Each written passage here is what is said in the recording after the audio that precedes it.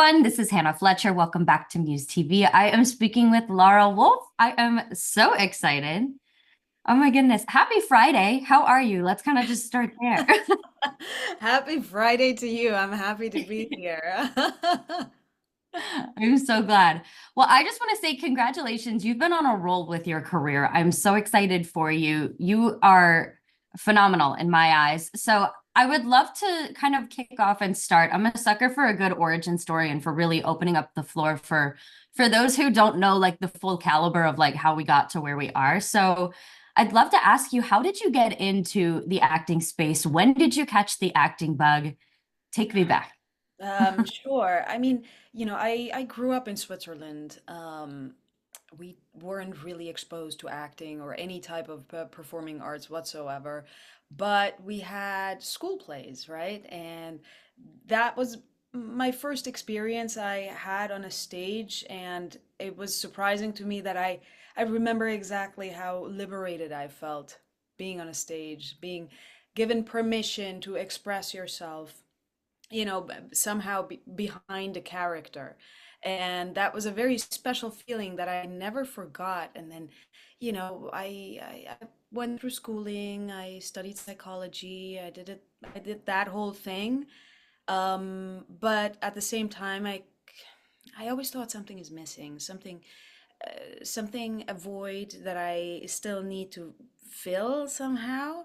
And there was always creativity was always in my life. I always liked to sketch. I was always a singer. I played the violin, all these things.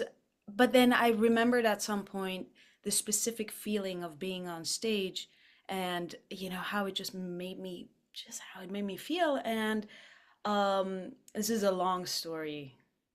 It's okay. For time.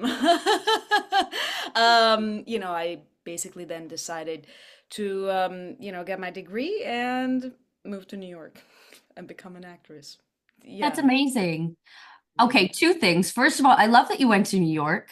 I feel like a lot of people always think that LA is the place that you have to jump to, and I think that there is a lot of there's a lot of riches to be discovered on the East Coast. I went to school for acting in Philly back. I graduated in Nice. 2019. So Yeah, I they have mean, a I got really a good great program, right? yeah. They have so many great programs over there. So I know, and of course, LA is like, yes, if you can end up here, by all means, you should at some point take a look at it. But I love the fact that you went to New York. I love New York. I love all of the schooling that goes on there. All of my friends have studied over there. It's a beautiful, beautiful city, beautiful training. Yeah. Um, Also, you said that you have a degree in psychology. Talk to me about that. Do you think that that really helped a lot with acting? Because I feel like that could definitely bleed into the realm of it a little bit. Definitely. I mean, maybe not in terms of performance. Hmm. That's where psychology is actually maybe a little bit counterproductive, because Hmm. if you've gone to an acting program, you know you have to be in your body. But all the work that happens before, script analysis, Yeah. why is my character doing what? For that, psychology was an excellent training.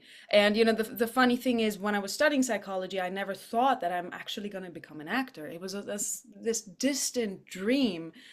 So basically, I got my training without knowing that it's going to be my training. That is so neat. That's like just all rolled into one. We love how the chips fell there. That's amazing. Obviously, you are coming off of a major project. I want to talk about this.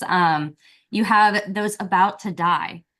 And I think that this show is incredible. You guys also have a very great fan base too. Talk to me about the process of, I get more or less just let's just rehash this process of filming. I feel like this was such a fun project to film. What was it like jumping into your character and crafting her? Did you collaborate with your director a lot? Did you use a lot of your prior knowledge and training to be able to kind of develop her yourself? What did your Um, process look like? the thing was, I was shortlisted for this role for quite some time. Mhm. Um, but from the moment that I booked it and started working, I maybe had 6 days. 6 days? Yeah. Oh my goodness. Yeah, it was a Wow. very it was a very fast process. But when I auditioned for the role, I just felt so connected to this character. And because she's based on historical facts, I told a friend of mine who knew all about her. And so we just started researching and reading up on her. And at that point I hadn't booked the part yet, but the more I read about her, the more interested I got. And then finally, when this role came around, I already had a good amount of knowledge. So that was very helpful. And then when you're playing someone that existed 2000 years ago, you don't really have footage, right? It's not like a biopic Right. where you can just be like, hey, Bob Dylan, how did you, it's not that type of thing. Go back on like YouTube archives. Whoops, you're right. No, you don't have that. It's not really like that. And so what I thought was really interesting is that, as a woman at that time, even being spoken about means a lot, but then how she was depicted and what people were saying about her, that was interesting, was very controversial. People didn't like to paint her in a good light. The Romans didn't like her. The Judeans, some of them thought she's crazy that she is in love with this, Roman soldier.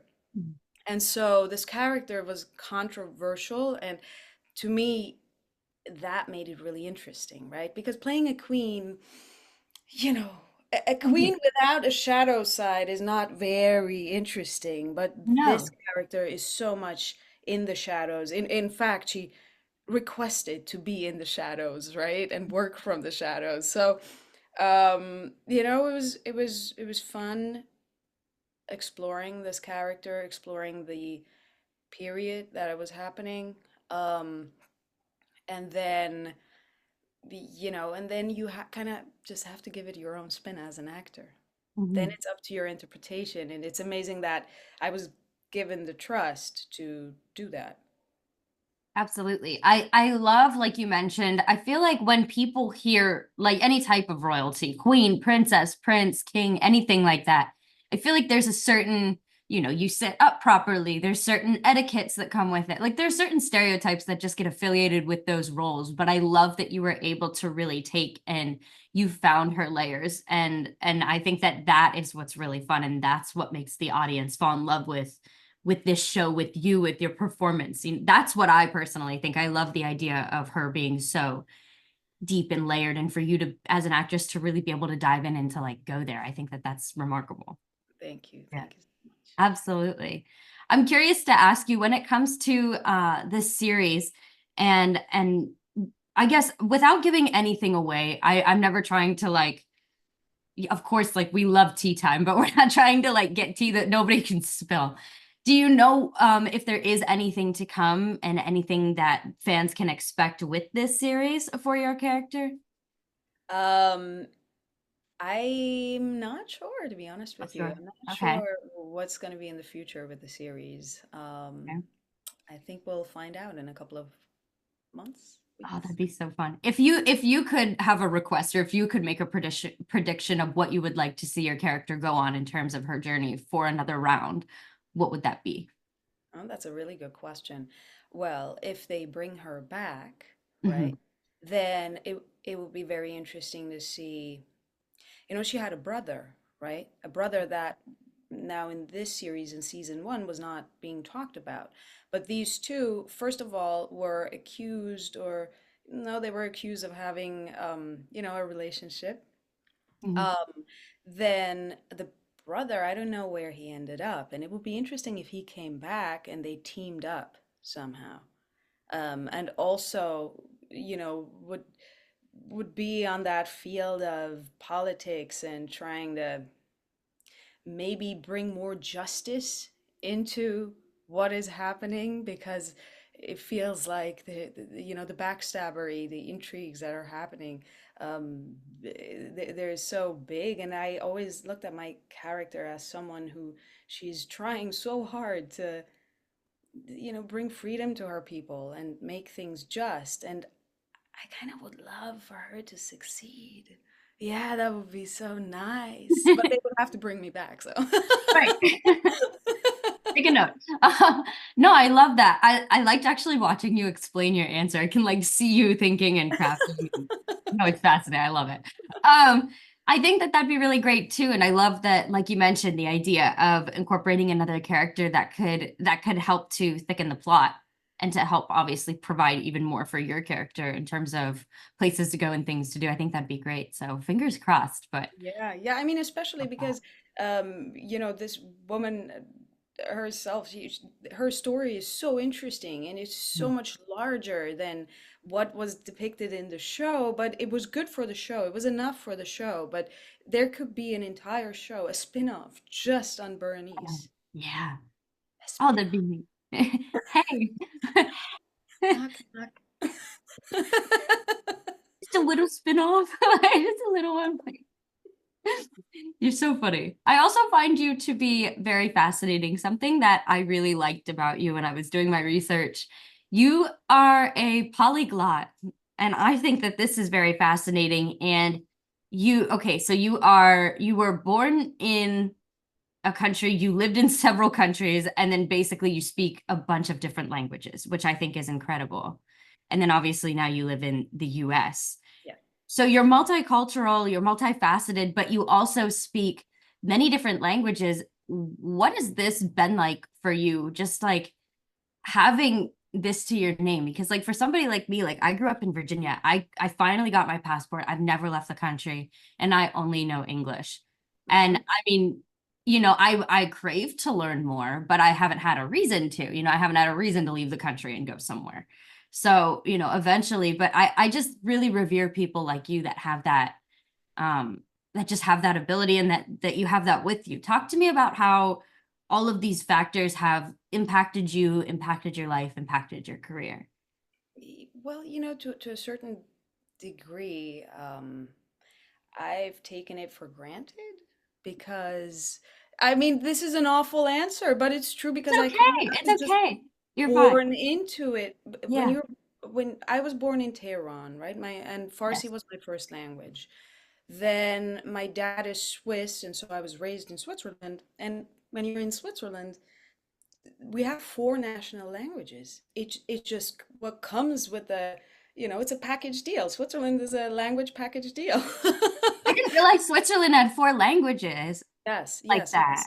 We Oh, have nice. we have Swiss German, right, which is Yes. basically language. It's basically a heavy dialect of German, but we Hmm. don't have grammar. We don't have rules and grammar, so we learn German.